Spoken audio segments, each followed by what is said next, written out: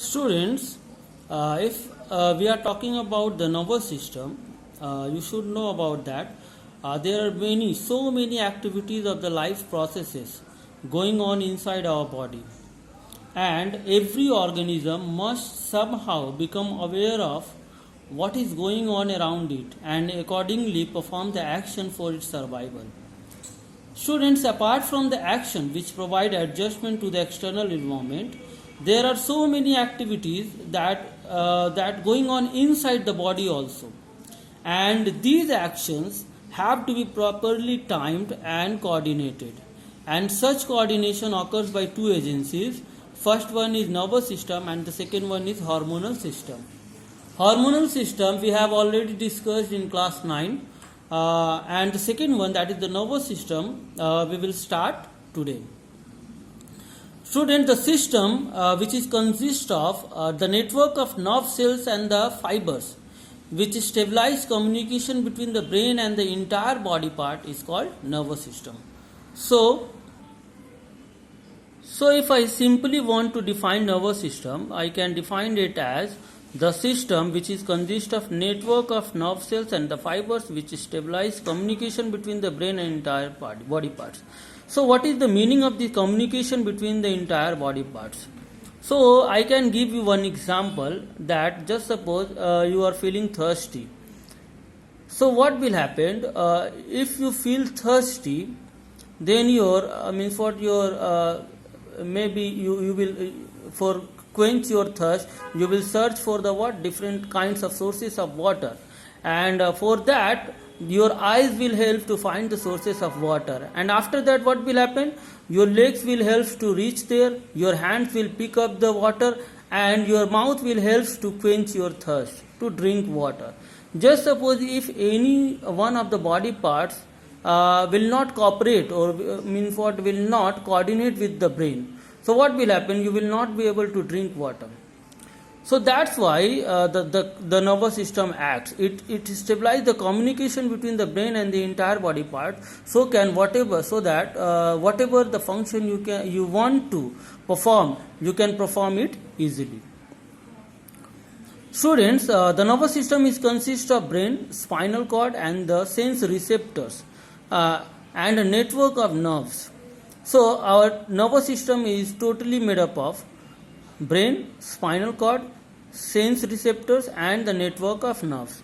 And all these four structures are made up of a basic units called the nerves, that is the neurons or the nerve cells.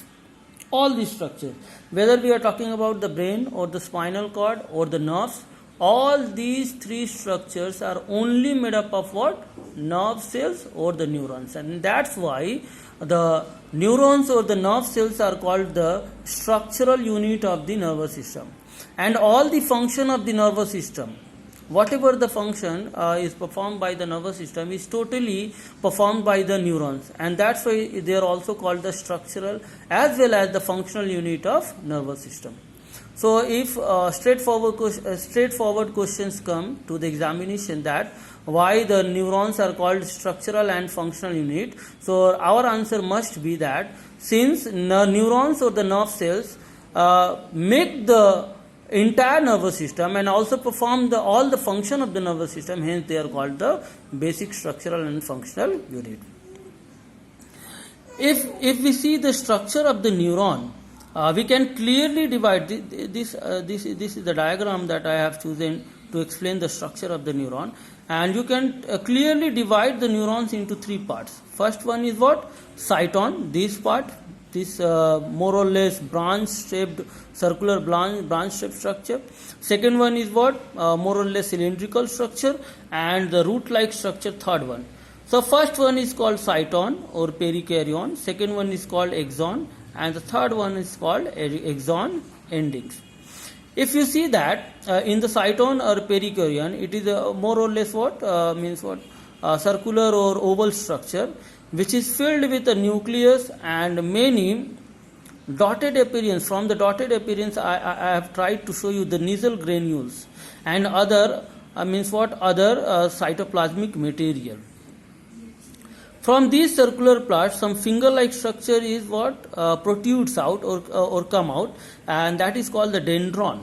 This structure, and from the dendron, many fiber-like structures are arising, which is called the dendrites. Students, if you see one of these branches, that is the finger-like structure, is very elongated and long, and this elongated structure is called axon. And the place where the axon is arising is called axon hillock. Axon is not naked, it is surrounded by a sheath which is called the myelin sheath. And in some neurons you can find myelin sheath, and in some other the myelin sheath is absent. So the neuron in which the myelin sheath is present is called myelinated neuron, and the neuron in which myelin sheath is absent it is called the unmyelinated, non-myelinated neuron. The difference between the myelinated and unmyelinated neuron is that in myelinated neuron the speed of impulse is greater. The speed of taking impulse, that I will explain later on in this chapter in detail. But just remember the fact that in myelinated neuron the speed of impulse is very fast in comparison to the unmyelinated neuron. Myelin sheath is also surrounded by a structure that is called the neurolemma. And if you see the myelinated sheath, it is not continuous. There is a gap between the two myelinated sheath, and this gap is called the node of Ranvier. So all these structure, the neurolemma, myelin sheath, axon, and node of Ranvier all together comes under the category axon. The place where the neuron end is a more or less branch-like structure, and these are called the axon ending or the synapse. Students, the synapse is the means what axon ending of the what? Axon ending or the neuron ending of the neurons. Students, from these axon endings, if I want to draw, so I will start another neuron from here. The connection is that, just see, the place where an axon end, just at that position only another neuron is started, and this position is called synaptic cleft, synaptic, synaptic clefts. So the place where one neuron ends and another neuron started is called synaptic clefts, and these synaptic clefts contains a neurotransmitter